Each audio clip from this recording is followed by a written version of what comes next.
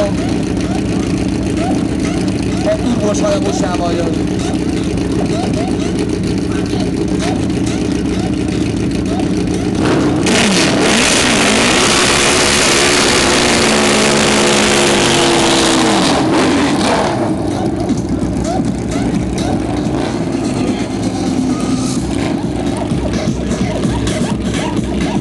Tehát jön Totti és Lázár Pali, szintén első helyért megy a harc.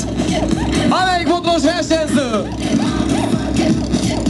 ezt a futót megnyeri, az lett ennek a kategóriának a győztese.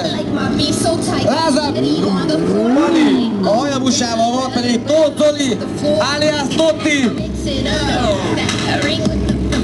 Az 1-3-as teljesen gyári frontal.